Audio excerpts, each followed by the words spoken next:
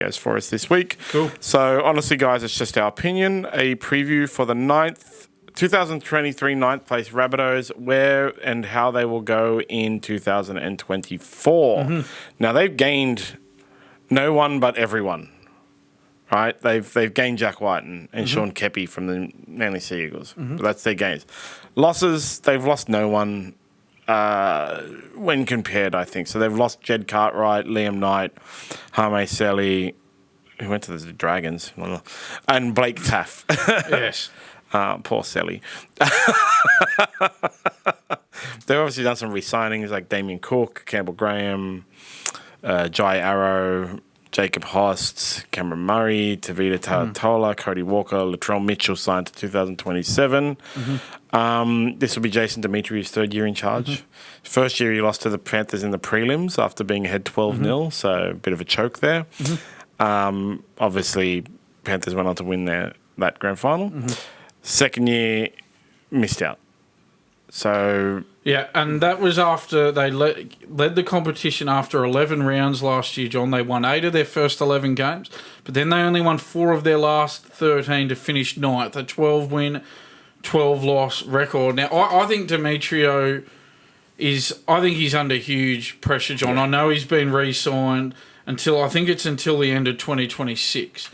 But I think that re-signing of him is more about having stability in the camp than his ability as a first-grade coach so far.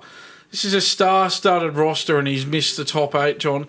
Not only that, I found it staggering, John. That I know there were those reports that in that whole Latrell Mitchell drama last year, where Sam Burgess felt like he and Cody Walker were receiving preferential treatment from Demetriou.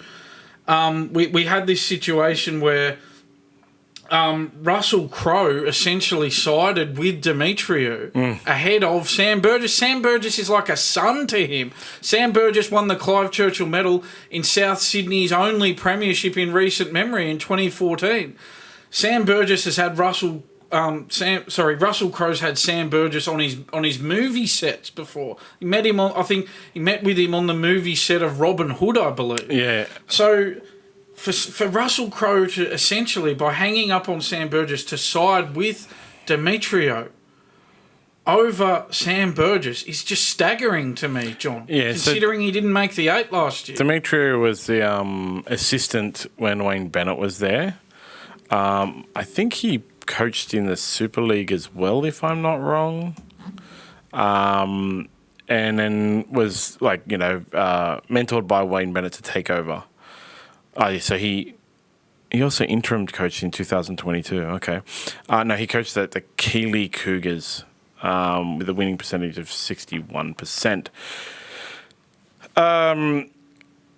Look, yeah, he's one of those ones that's under massive pressure. If the Rabbitohs don't start well, his job could be on the line. If they don't finish well, I'd say his job would be over. I think if they don't make the 8, I think he's gone. I think they'll have a new coach in 2025. I did mention the rumour a few months ago that Sam Burgess is waiting in the wings to take over. He's obviously gone over to England to coach some English team. I can't remember who. I think it was at Warrington, John. Something like that. I'll maybe double check. Yeah. Man, he's jacked. He's gone over to coach Warrington. Yep, so he'll coach Warrington in 2024. Yes. And, there's the rumours that he's waiting in the wings for Jason Demetriou to fail so he can come and take over. I think Jason Demetriou is your most under pressure coach, to be honest. He's, as you said, he's got a star-studded lineup. Do you have a team there? Yes, I do. So my round 1 team, John, got Latrell Mitchell at fullback, obviously, Alex Johnston and Tyrone Munro on the wings, Isaiah Tass and Campbell Graham in the centres. I got Cody Walker and Lachlan Ilias in the halves, obviously, Tavita Totola and Sean Kepi, that new recruit Sean Kepi, in the front row, John. Damien Cook at hooker, Keon Colin-Matungi and Jai Arrow are your second rowers.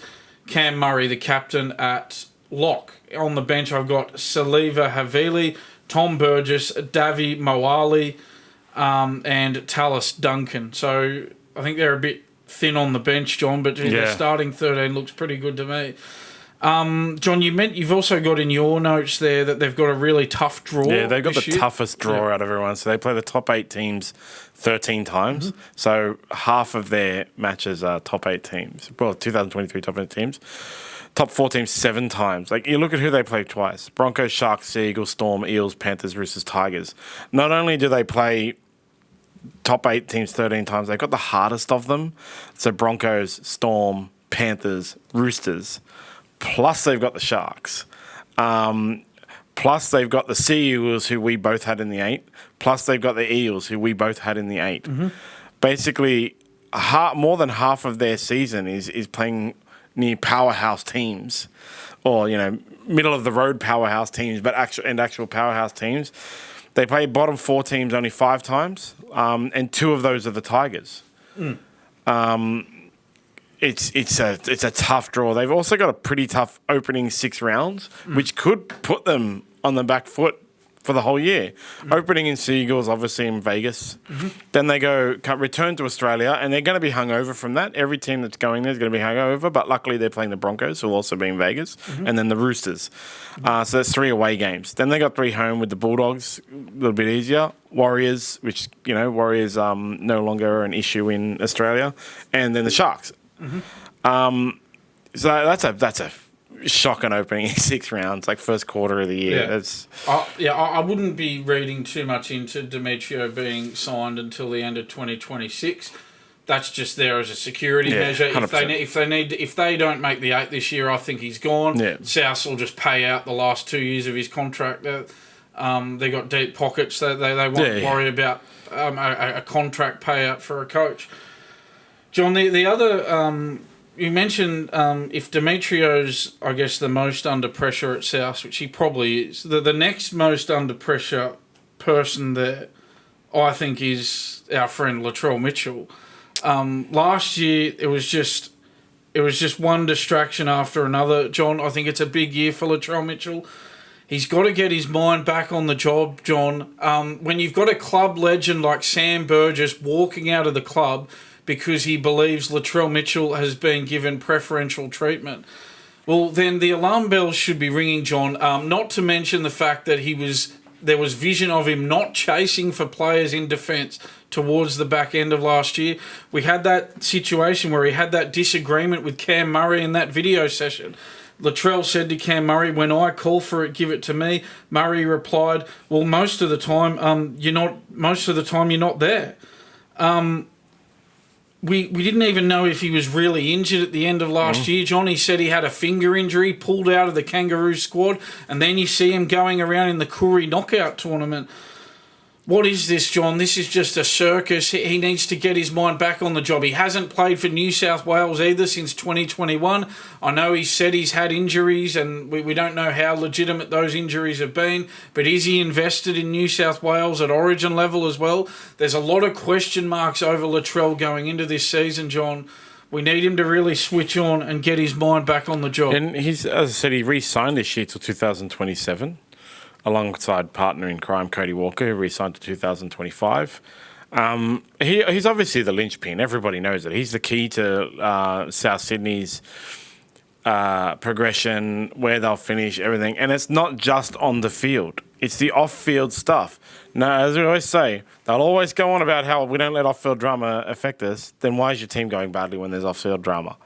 So his on-the-field play has to be better. His off-the-field behaviour has to be better. He has to show he's dedicated to football, dedicated to the Rabbitohs. Stop blowing up on social media every second day about matters that have nothing to do with football, and maybe spend a lot more time focusing on your football this year, mate. You need to, because your mind has been everywhere else in the last 12 months. It's time to switch back on and make football your absolute priority this 100%. year. 100%. And if he does, Rabbitohs could go all the way. Yeah. That's the thing. He's the linchpin, the thing that gets them going. So the problem is, John, remember we had Rod Churchill, the son of Clive, who went way too far in that text message and called him a cancer, which was just ridiculous. That's no way to speak about someone. The problem was that then you had people like Andrew Webster, the journalist, who who got stuck right into Rod Churchill for that comment, which is fair enough on its own. But then he said, oh, look, I'm not going to hold him accountable. So because one person went way too far in their criticism, all these journalists just latched onto that rather than holding Latrell to the account that he should have been held to throughout much of that back end of the season. There was a massive amount of hypocrisy in that behaviour because it was like, it's not my job to hold Latrell accountable. But he holds Rod Churchill accountable. Yeah, yes. Exactly. So it was, like we said at the time, it was too far. But the fact that it was there because there were issues. You know, that whole thing was because there was issues. We're gonna have to see if they start well. They're gonna dominate the Dragons in the Charity Shield. They do every year, which is I think on the 17th. Yes, the 17th. I might actually go watch it. We'll see if I can get some time off, and go watch the Charity Shield because I haven't done that since I think 2007. That's a long time ago. It's a whole sordid story for that. But look, they've also got a tough run home. This is the thing. Their draw sucks, and you got to have your best players playing their best so you can do your best if your draw sucks as much as this. They're not going to have an easy ride. They've got last 6 games is Sharks away, second, Storm, Tigers, Knights. If Knights are on another run, they finish up the season with Panthers and Roosters. They're going to start difficult.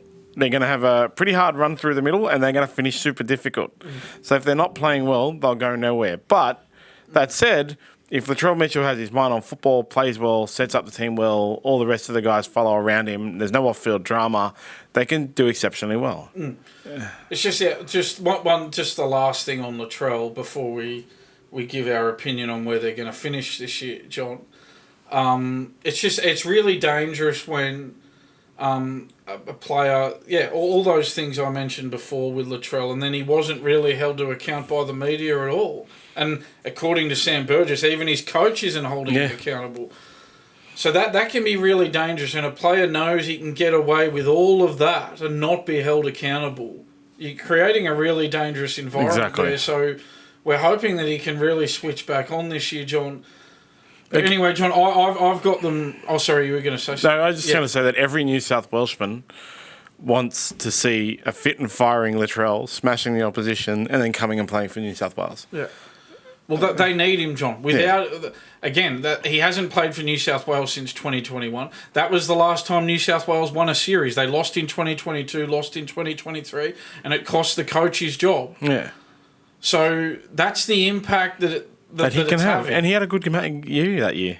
They made it to the finals. Anyway, so where you got them finishing? I've got them 8th, John. Oh, that's nice of you. I've got them scraping in. I had a look at I don't know if you want to look at their premiership odds at all, John, but I think they're actually quite high up on the betting odds. They haven't had any drama for a while, so they might be training well. The bookies I think the bookies have got them in the top 4, John. I wasn't willing to go that far, John, because you've mentioned that they've got the toughest draw of any team. Yep, so they're paying $12. They're 4th favourite. Yeah, so I wasn't willing to go along with that, John. But that having been said, I mean, you mentioned their terrible draw that they have, but I've got them scraping into the 8, John. I think they've got too good at 1 to 13. Assuming they don't get any injuries, their 1 to 13 is too good to not play finals 2 years in a row. I actually have them at the same place. Okay. And it's mainly because of that. Like they just missed out based on the final round last year as well. Remember, even with all their drama, so it's possible for them to get there. And I don't think we talked about a couple of teams in the past couple of weeks that are like they can either be in the 8 or be at the bottom. I think the Rabbitohs can either be in the 8 or be in the 4. Like, that's the way they'll go this year. I'm putting them at 8th because of other things. But, I wouldn't be surprised if they make the top 4, actually. I think, as an expert, that they'll scrape into the 8. And that'll save Dimitri's job. But they definitely have the possibility to make the 4. And I can see why they're 4th favourite to win the premiership, just based on their team. Yeah. But you just... I don't know if there's a reason why I'm just not willing to go that far and put him in the top 4. It's just it's because Latrell Mitchell's too unpredictable. Yeah, he could. That's you what I mean. You don't know what he's going to do. If there had been no drama all year, this year we'd be sitting there going, I think they're third, you Yeah. know. But what we do know with 100% certainty is at any time throughout the next 6 months, something can happen with Latrell Mitchell that will blow up the whole team. He's Donald Trump and Nick Kyrgios all rolled into one, John. But that's the thing, John. If we were to sit here and go, oh, well, Latrell Mitchell will play every game this season and there'll be no dramas, then you can absolutely go, yeah, all right, I've got them in my top 4. Yeah. But you can't do it because you don't know that. Yeah, It's too unpredictable. When you're predicting these things, you're basically placing a bet. You got to be as safest as you can with your bet because you bet with your head not over it. Yeah. And so that's my thing. Yeah. Like I can't bet on there being no drama that causes the Rabbitohs to lose spots. But you can't bet on that, but you also look at their team and go, well, there's got to be a spot in the 8 for them somewhere. Exactly. So that's honestly, guys, just our opinion for the Rabbitohs. And now it's time.